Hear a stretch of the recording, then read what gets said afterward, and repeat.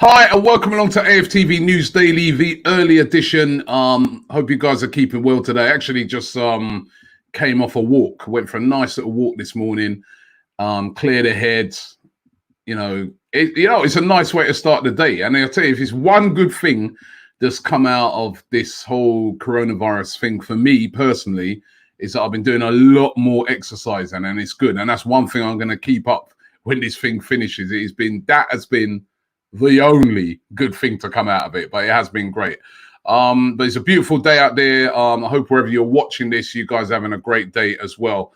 And it's good to be here. Now, lots of things to discuss today. Lots and lots of things to discuss. We're going to kick off by talking about one of our players that we haven't seen for quite a while because he's been out on loan, but that is Henrik Mkhitaryan. Now, Mkhitaryan, of course, remember we bought him from Manchester United. There was high hopes for him, big price tag. He's come to Arsenal. It hasn't worked out for him. It's been pretty poor, to be honest. He went on loan last season, or should I say at the start of, I keep saying last season, but really the season ain't finished yet. At the start of the season to Roma, and he's actually done pretty well there. He has had injury problems there, but he has actually performed pretty well at Roma. And Roma like him as well. He's very settled over there in Rome. He recently had a child over there who was born in Rome as well. And he is desperate to stay once the loan deal is finished. And I think Arsenal are desperate to sell him as well. They'd like him to move on to Roma or any other club. Now, they've set a price of £25 million. Good luck with that one. There's no way Arsenal are going to get that sort of money. Roma are said to be interested in buying him for about 10 million euros, which works out to be about £8.5 million. And of course, those valuations are miles apart. But there is a will on Mkhitaryan's part to get this done. He doesn't really want to move to any other club. The club that he wants to stay at is Roma. He's very, very happy there, and he's very, very settled there, as I said. Now, it'd be interesting to see if this is a deal that does happen this summer. As I said, Arsenal would like to get him off the books. Remember, it's not only the fee, he's on very, very high wages as well. And I think with this one, Arsenal is going to have to settle and take the loss. They're not going to get that 25 million. They're not going to be able to recoup back the money that they spent on him. He's 31 now. They're going to have to take a big hit on it. But getting those wages off the wage bill will enable Arsenal to be able to move in and get some other players that they're really, really after. So let's hope, for both parties' sake, that one can get done. That money could be freed up to get somebody like Thomas Partey. Now, I don't know. I wasn't. We didn't do the early show yesterday live because we had that special that we did with Get French Football News. But there was the news from Thomas Partey's dad. I don't know if you saw that, but Thomas Partey's dad yesterday, he came out and he was doing an interview for I think it was True FM Sports World Show. And in that interview, he said some interesting things. This is his quotes. He said he said that he'd been speaking to Thomas Partey. This is his dad, remember? And his dad said that he told me they're holding talks between himself and Arsenal. It all depends on an offer Atletico are demanding. If he goes to Arsenal, fine. There are a lot of supporters in Ghana, which there are. And then he went on to say, I will be happy if he decides to move to Arsenal. What are they discussing now is how Atletico will release him, right? So that's what his dad said. However, last night, Partey posted a message on his Instagram, and I think it was from the company that represents him called JJ Sports. And they, in response to that, what his dad had said, because obviously, the club probably wouldn't have been happy with that coming out. They said, quick note, in the midst of the transfer period, a lot of stories are created, manufactured, and also alleged until the final day of the transfer period. They go on to say, mostly adds up to hype and promotion of the beautiful game. The father of Thomas Partey might have said something, but we can also put aside and respect official communication of his management, JJS Sports. At this period, a lot of persons, some media personnel, are in search of exclusive stories and would want to produce on conversations that just suit their agenda. The fact is that any statement heard was an opinion clearly misinterpreted to suit a particular agenda. There has been nothing officially communicated or such communications between the player and anybody. There is absolutely no truth in what the player's dad had allegedly said. We wish the media and all the fans will embrace the official message from the player's agent and not a family member or friend. So there you have it. Basically saying that his dad was, well, what are they saying? His dad was misinterpreted, or his dad was chatting complete nonsense. It is weird, isn't it? That his dad would come out and say this, that there's been talks between them, and he wouldn't mind if he went to sign for Arsenal. But the agent's saying there's no talks at the moment. Nothing's going on. There's no talks. And you know what? You can understand that because, listen, the season hasn't even finished yet. Remember that. So any talks and that is going to have to happen at the end of the season. It doesn't mean that there isn't interest from Arsenal in Partey. There does seem to be something there. Maybe not as much as what everybody's trying to put on it, but there does seem to be something there. But we can continue to dream. I think a lot of fans would like to see that Partey one happen, because I think we all know that deal would suit us a lot. But what do you guys make of it? Agents seem to be saying there that it's not going to happen, or, well, nothing will. We're not even in talks until the end of the season. So it's not that it's blown out of the window yet. Pablo Mari, I spoke about this a couple of days ago, that Mikel Arteta is very interested in signing him, wants to make the deal permanent. Again, we're hearing, I think David Ornstein came out with it today and said that Arsenal are very close to sorting out a £10 million deal for him from Flamengo. That'd be very cheap. Remember, he's here on loan at the moment. Mikel Arteta really, really likes him. He's left-footed as well. Arteta really, really likes him. Arteta wants to sign him, even though we've not got to see a lot of him because he's only played 2 games for Arsenal. But Mikel Arteta is already a big fan of him, and it's set to happen. That would be a £10 million deal. What will that do? Will we sign any other centre-backs? Because as I was sort of saying a couple of days ago, that will mean that we've got a lot of centre-backs, you know what I mean? And some of those centre-backs are going to have to go. But Pablo Mari, it's been said today, is very close to a £10 million deal at Arsenal and will sign come the end of the season. Remember, his loan deal hasn't even finished yet because we haven't completed the season yet. Another player that we've been linked to today is this guy. Now, he's Turkish. He's Turkish under 21 international. His name is Orkun Kokcu, or Erkan Kokcu. My Turkish is not great. But he's another one in a string of really talented Turkish players. Turkey are producing some really top players at the moment. He plays for Feyenoord over there in Holland. He's 19 and he's a midfielder. Now, there's been a lot of talk that, he could be the long-term answer to, say, a Mesut Ozil when Ozil moves on at the end of next season or even before. He's been linked with Arsenal very, very heavily. And, of course, the Dutch clubs in particular are going to feel it very hard with this coronavirus crisis. I said a few days ago that they may not even finish their league over there. The talks, heavy talks over there that the season will be voided in the Eredivisie. And that would put a lot of these top clubs in big financial trouble. Feyenoord are one of the bigger clubs over there. However, they can't either, they're selling clubs over there, really. They sell their best clubs onto the top clubs in Europe. And Feyenoord will find it hard after this whole crisis. He had 3 goals and 6 assists this season. And as I said, he's very, very highly rated indeed. Now, could Arsenal move for him? Could he be a long-term successor to Mesut Ozil? What do you guys know about him? How much of him have you seen? As I said, he's very, very highly rated and being linked a lot with Arsenal. Jonathan David is another player that's been linked very heavily with Arsenal. He plays for Ghent over there in Belgium. He's had a great season, 23 goals and 10 assists. Deployed more. I mean, even though he's sort of some people classify him as a midfielder, he's deployed more as a second striker.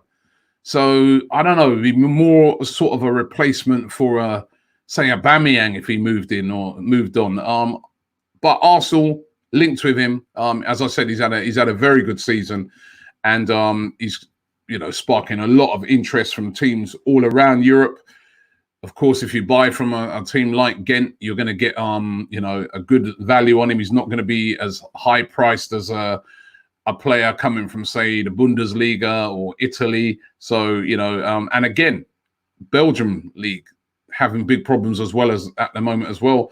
There's talk that their season may not be completed as well. So again, could it be a player that Arsenal could go in and get? There could be a lot of bargains available for Arsenal this summer. So a lot of these sort of players are in the past we've looked upon and we said like hidden gems. There could be a lot of hidden gems out there available. Now, this story that came out yesterday about some of the Arsenal players, I mean, Nicolas Pepe, David Luiz, Granit Xhaka, Alexander Lacazette, what were they doing? What were they doing?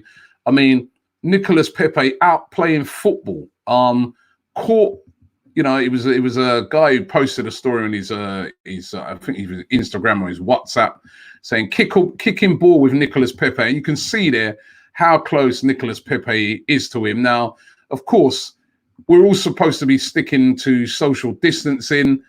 We've seen other players of other clubs like Tottenham players, et cetera, getting slaughtered for this sort of thing. And Nicolas Pepe's caught out there, walking or playing, not even just walking, playing football. He should be keeping his social distance. The same with Lacazette. He got caught. I mean, the Lacazette one was a bit more harsher. He had a guy was washing his car. You can see there he's not the social distance in that picture. I mean, I don't know. He could have been keeping his distance right throughout. Then he went to get back in the car, and then the guy approached him or came near to him. I think that one's a bit harsh on Lacazette. However, all of them, Lacazette, Pepe, David Luiz, and Xhaka, who were out together. And remember, you're only supposed to go out with somebody from your own household. They've all been warned by the club and told, listen, keep your social distancing, set a good example in this time. And it's very important that they set a good example in this time. This coronavirus thing is real. I had a cousin that I was talking, we were talking about with my other cousins yesterday that she's just coming out of it. And she had it bad. I had another friend who was on a ventilator who thankfully, he is on the road to recovery now. But about a week and a half ago, they gave him like a 20% chance of survival. And that guy's a fit guy. So this is something that needs to be taken seriously by footballers, just the same as it should be by us. As I said, I think the Lacazette one, in looking at that one, was a bit harsh. But the other one, Pepe, what are you doing out playing football with like a group of guys? Come on, you've got to be sensible about this thing. And even though I know it's harsh and you probably got paper guys walking around looking for that story to take that picture just so that it can embarrass them. But honestly, guys, you've got a responsibility in this. It does look bad. So they got to up their game on this one. And the club have warned them and said to them, listen, there must not be a repeat of this going forward. You guys have got to set an example. And they are 100% right.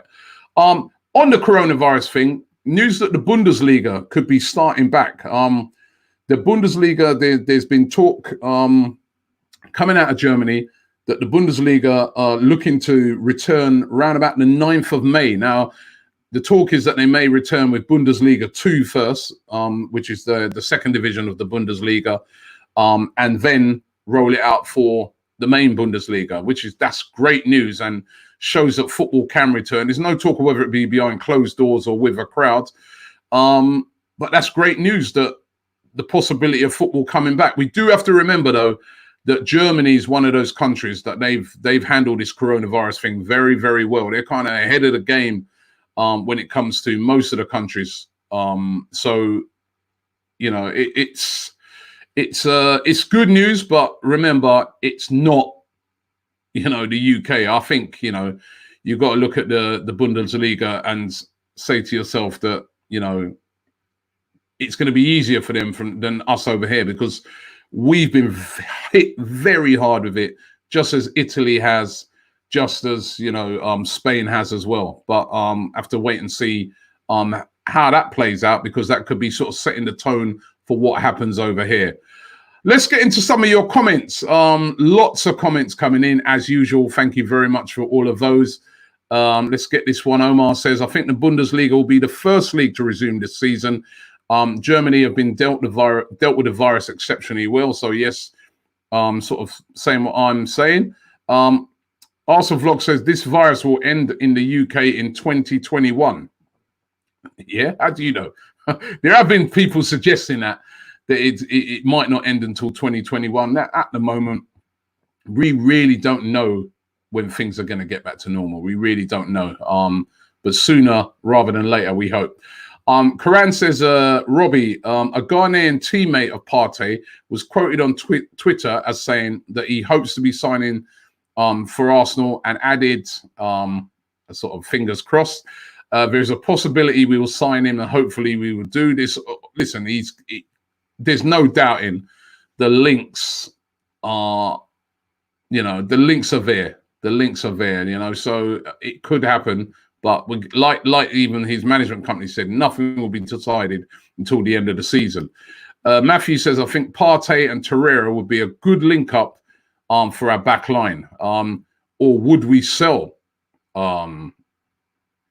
That's the thing. I get the feeling that if we bought in Partey, Torreira would be the one sacrificed instead of Xhaka. I just got that feeling, because I think Arteta likes Xhaka. He likes his passing range. He likes his physicality. But let's wait and see. Mark says social distancing ain't a guide, it's a necessity. And he's right. It is a necessity. Right now, this is serious. This is serious. And I felt a bit let down when I saw the Pepe one in particular. You know, I was like, come on, Pepe, man. You know what I mean? I mean, Arsenal, you know, we've been doing so well on this whole thing. And then when I saw that, I was like, come on, Nicola, man. You know what I mean? You let the team down. You know, you really let the team down. Pucky says, who do you think will win the Champions League this year if it is to resume? Oh, gosh. I forgot about the Champions League now. Number one, we ain't in it. So, like, you know, I've lost some of my vibe for it. But you know what? I think this year, I just get a feeling, look out for Bayern, man. I've been quite impressed with Bayern Munich. I think they played really, really well. Obviously, you've got Barcelona in there. You can never discount them. Manchester City as well have got a chance. I think Manchester City will be going all guns for it as well, because they know the possibility that they might not be in it next season. So Bayern, Man City, Juventus, you know, I think, or PSG even as well. Those four, I think, you know, I mean, Barcelona, I don't think they will win it this year, but they've got a chance, obviously, with the quality that they have. But I just see one of those new faces sort of being on it this year. So, but yeah, kind of lost my interest for it a bit, man. We need to get back into that thing, man. We really, really need to get back into that. Let's get some other comments, trying to pick through them. This one here, Goodness for Life says, just release Ozil, even for a free. He's too expensive. There's been some suggestions of that maybe Ozil could, you know, because of this whole thing with him and the pay cut thing and that, you know, there's been suggestions that he could be released, you know, a year early from his contract by the club, because they're upset about it. But it's just there's not from any just valid source from what I can see. It's just a suggestion that's been floating around today. But I think there's no chance of Arsenal continuing on that deal. Well, not at that rate anyway, once the contract is up.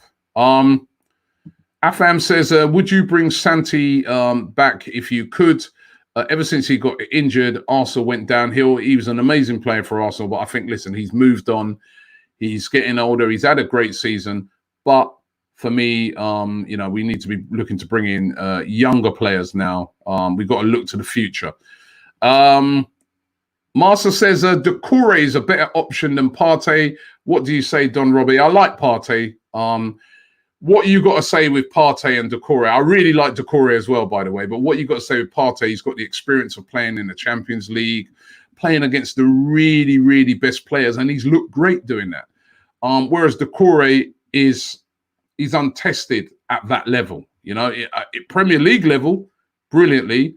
But I'd say if you're looking at the two players overall, you'd have to say Partey is the better player. So at this moment in time, because he's been able to do it on the biggest stage. This gentleman says we need Ndidi, not Partey. But again, I'd say with Partey, even though I'd have Ndidi, I really like Ndidi, be ready for the Premier League. But in the case of Partey, as I said, he's got that experience of playing in the Champions League, and he's a top player. So I'd always have to edge towards him right now because of that experience.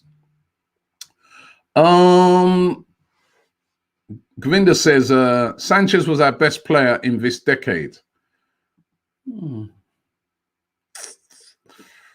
Possibly in the last decade, I think he means, because this decade's just started. Possibly Sanchez, he was definitely one of the most exciting players to watch, so yeah, possibly. George says, if you could bring back any Arsenal legend to work with Arteta, who would you bring back and think would work well with Mikel? Well, I'd like to see Thierry Henry, Vieira, these sort of guys back involved with Arsenal somehow. I don't know if they'd work well with Arteta because they're both very strong personalities in their own right. They're both they're both managers in their own right as well. Remember, Thierry Henry's managing over in Toronto now. Vieira's manager of Nice. So they're both managers in their own right. So they wouldn't want to be playing second fiddle or no number twos to anybody.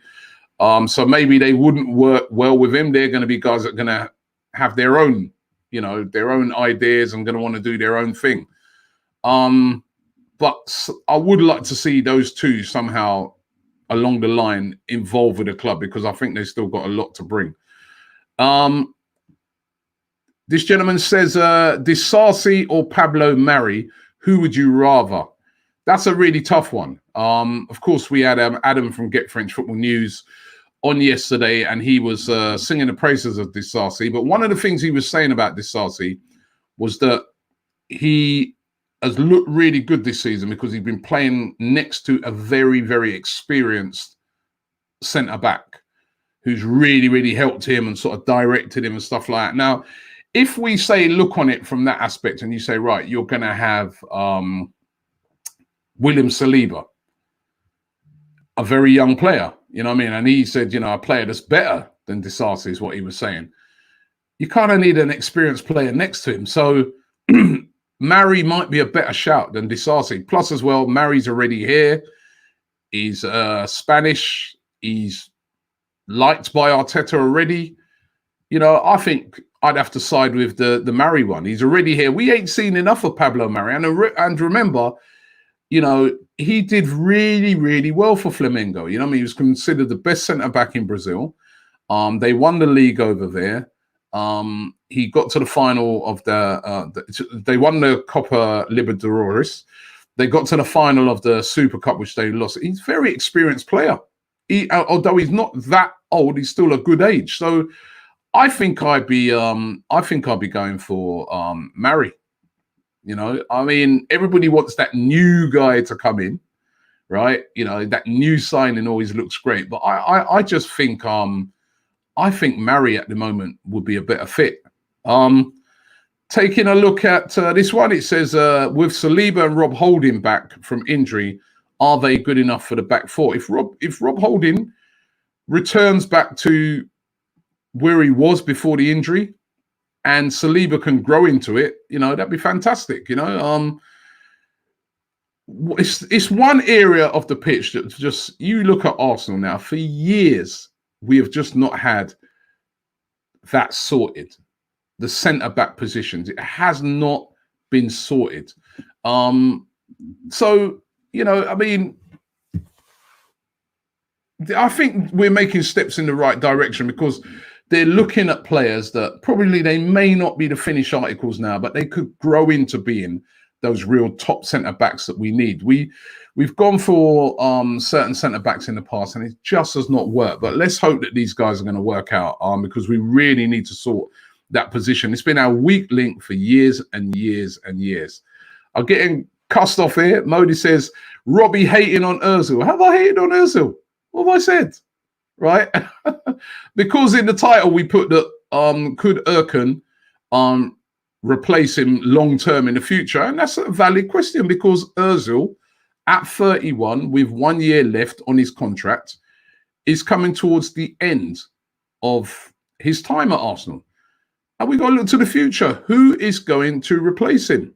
Who is going to come in? So, listen, I'm not having a go at Ozil here anyway, right? The whole pay cut thing's a whole different matter. We've had so many debates on that over the days, as you've seen with the DT and Lee Gunner both putting their point of view. I did say in that video, even though I sat on the fence deliberately to make those two guys have their view, but I did say that at the end of the video that I think Ozil scored a massive own goal with refusing to take a pay cut. Whether he was right or wrong, it does not look good on him. This one here says, Don Robbie, I promise one day I'll perfect the Invincibles and win the treble with Arsenal. Please believe in me. Hashtag 67. Yeah. Well, listen, I hope that day can come whilst I'm still walking this earth. That would be very, very, very good. Because, you know, right now we just need to win something, you know. We need to win something. Jamie trying to wind me up saying Lingard from Man United is in talks about a £30 million move to Arsenal. Listen, stop trying to wind us up. Lingard is not coming to Arsenal. Aaron says, Robbie, if Aubameyang goes, would you take Cavani at Arsenal? Love from Nepal. No. Cavani's too old. You know what I mean? People talking about Ozil being too... about Aubameyang being too old. You know, Cavani's a lot older. So if he does go, I think we have to go for a younger player. A younger player that we can maybe grow into the position, or maybe we don't get anybody to replace Aubameyang. We put Lacazette down the middle, Martinelli on one side, Pepe on the other side, or there's the option of playing Pepe more centrally, almost as a sort of striker or a backup or sort of like a number 2 striker off of Lacazette. You know what I mean? There's options. Honestly, I'm not even sure, you know, because if you can't replace him with somebody as good as him, maybe we need to use that money and put in other areas, buy a midfielder that's going to score a lot of goals, and that might solve the problem rather than, I don't know. We need to hold on to Aubameyang. That's just my thing. Try and hold on to Aubameyang. Shout out to AFTV here from Aaron. Thank you very much. We're going to get a few more here. These comments that are coming in, flying in. You know what, right? I wish was one day I could transport you guys here to see my screen, right? And see how these, because the volume of comments that come in, which we're so appreciative before, they just come in so fast. You know, I've been trying to keep up with them. You know, it's unbelievable. This one, this is from Gran Maro. Oh, he didn't click up on the screen, but he says, thoughts on Kai Havertz would be, again, that would be the perfect replacement for Mesut Ozil. And it probably ain't going to happen because money-wise, it'll be a lot of money. And also the fact that, you know, we're not in the Champions League. And I think this guy, Havertz, because of how well he's done, he's going to have options open to him absolutely everywhere. So it ain't going to happen, but it'd be a fantastic signing.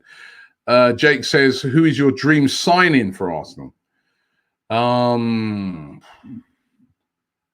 Dream signing this season? Maybe Partey. You know what I mean? Because Partey or a really top defensive midfielder would be my dream signing, or even a Kai Havertz, somebody, a goal-scoring, exciting midfielder who's be that long-term replacement for Mesut Ozil. Somebody like that might be our dream signing as well. Leon says, yeah, we should get rid of Pepe.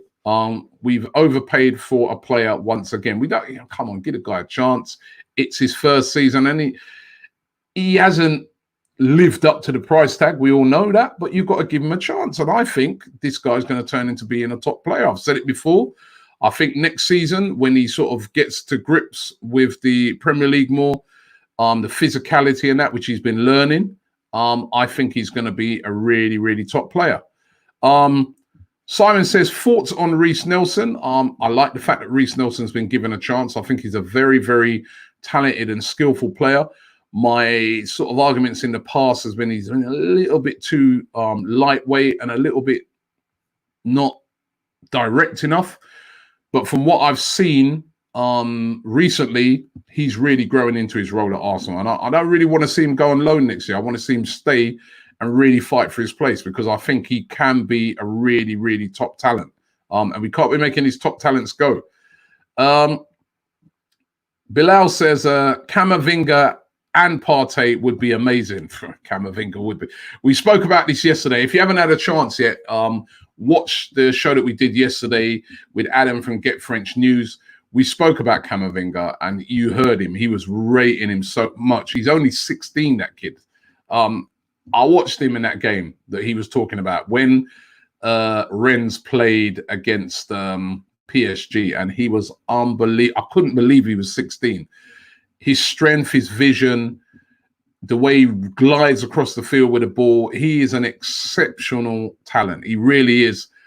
That would be a fantastic signing for Arsenal. But you heard yesterday what Adam was saying, that, you know, there were talks about 100 million for him. It wouldn't be that much now, but certainly I think that guy, he reminds me so much of Pogba, and he's only 16. So, you know, yes, that would be a fantastic signing if we was able to buy him. Adam says, thoughts on Dani Ceballos? Again, going to be interesting to see if we keep him on as well. If we do keep him on, I'll be more than happy. I really, really like him. But it's going to be interesting to see. I think if we can get him on another loan deal for another season, that would be great. That would suit us perfectly. If we need to buy him, then we need to have a look around and see who else is around as well as, you know, midfielders. But certainly he's getting used to Arsenal. He's growing into it. I think he can become a top player. And I'd like to see him have another season at Arsenal. I really would. Harvey says we need to develop our team on Saka and Martinelli. Definitely, you know, we need to be looking to these young guys. So that would be really good. And this one says, Robbie, we've been linked with Donny van der Beek. What do you think about him as a replacement? Again, Van der Beek is a really, really top player. A bit different to Ozil, but you know, he's a top player, and I think he looks like he'll definitely be on the move this summer. And listen, and I wouldn't be too displeased if he ended up at Arsenal. I think that'd be a great signing. Right, last couple. Right, what is happening about the Champions League and Europe places? Of course, it's changing every day. There was a lot of talk yesterday now that they might use another system to choose teams, and in that system, Arsenal would miss out. You know, I was getting infused a couple of days ago because I was saying that, you know, they was talking about using it off the coefficient.